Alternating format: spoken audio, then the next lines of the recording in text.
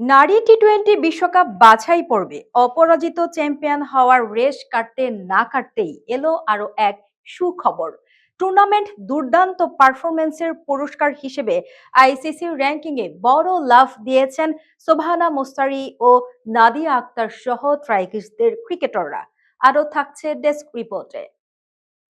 নারী টি-20 বিশ্বকাপ বাছাই পর্বে টানা 7 ম্যাচ জয়ের সুফল পেলেন বাংলাদেশের মেয়েরা। আইসিসি প্রকাশিত সর্বশেষ র্যাঙ্কিংয়ে বড় উন্নতি হয়েছে ট্রাইকিশ ক্রিকেটারদের। টুর্নামেন্টে 262 রান করে দ্বিতীয় সর্বোচ্চ সংগ্রাহক সোবহানা মুস্তারের এক লাফে 16 ধাপ এগিয়ে উঠে এসেছে 36 নম্বরে। ব্যাটারদের তালিকায় উন্নতি হয়েছে অধিনায়ক নিগার সুলতানা জ্যোতি ও দিলারা আক্তারেরও। 3 ধাপ এগিয়ে জ্যোতি এখন 19 নম্বরে এবং দিলারা উঠে এসেছেন 65 নম্বরে। অন্যদিকে বল হাতে 8 উইকেট নেওয়ার নাহিদা আক্তার 8 ধাপ এগিয়ে বোলারদের তালিকায় 28তম স্থান দখল করেছেন।